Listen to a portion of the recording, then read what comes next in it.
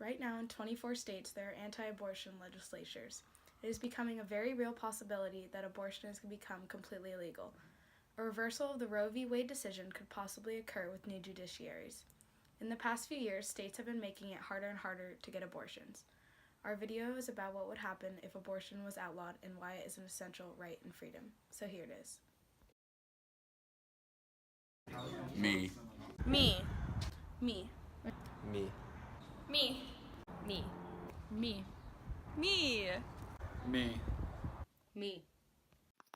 When the U.S. became independent from Britain, they carried over the English abortion laws. Most of these laws were common laws and allowed most abortions. However, it wasn't until the 1820s that anti-abortion laws started to appear because some ways to abort were very, very dangerous.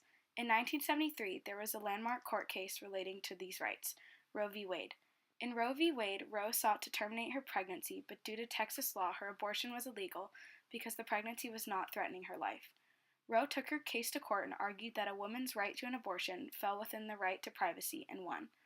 The decision gave women full power over the ability to abort during the first trimester and allowed each state to decide what was allowed in the second and third trimesters. This case established a woman's right to an abortion and set a huge precedent. What would happen if abortions were illegal? Abortions would still happen. The only difference is they would be incredibly unsafe. Worldwide, in countries that blocked access to safe abortions, 25% of pregnancies resulted in abortion, and of these, 55% were considered unsafe, resulting in a plethora of health issues for the mothers.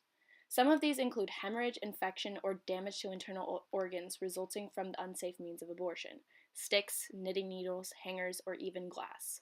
When people are blocked from terminating such pregnancies, they will resort to these unsafe methods that could end their own life. In fact, 13.2% of maternal deaths can be attributed to unsafe abortions. That's 68,000 women. In addition to the fact that unsafe abortions would occur, women who are unfit financially or physically to mother a child would be forced into poverty and poor quality of life for both the mother and the child. 75% of all women who got abortion in the United States in 2018 were near or below the poverty line, meaning that they would not have the financial means to support themselves, let alone a child. Consequently, this would increase the need for federally funded government organizations, such as welfare, to support these women. So, in taking away safe, federally funded abortion providers, far more federal money will be spent on the growing population of poverty. There are two sides to this argument. Republicans tend to take the pro-life stance. The pro-life stance is that abortion should be made illegal due to the right to life, liberty, and property. People feel that abortion is stripping these rights and that unborn children have the right to life. Many people who are pro-life are also religious and gather for pro-life rallies. In the end, want abortions to be illegal. The other side of the argument is pro-choice. Most Democrats are pro-choice, which means that women have the right to choose if they want or need an abortion at any point in their life. They believe abortions should remain legal and should be federally funded, especially through programs such as Planned Parenthood.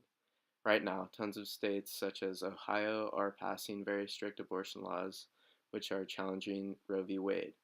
This is upsetting the pro-choice supporters who are working to get bills passed in Congress that will permanently protect abortions.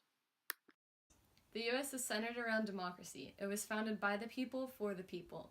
We need to keep this fundamental way of life in America. If we let half of the population rid this right and force decisions for others, we are no better than those who previously dictated all of our decisions.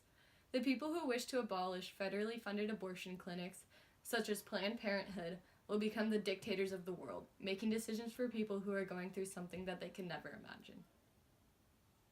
Abortions must be protected. Although pro-life supporters may not want abortions themselves, thousands of others need the option for a plethora of reasons. In order to protect this, the government should implement a law protecting a woman's right to a choice amidst the many bills attempting to rid this right. Everyone should be educated on both sides of the issue. Our solution is to implement a law protecting a woman's right to choose and to keep abortions legal, especially through programs such as Planned Parenthood.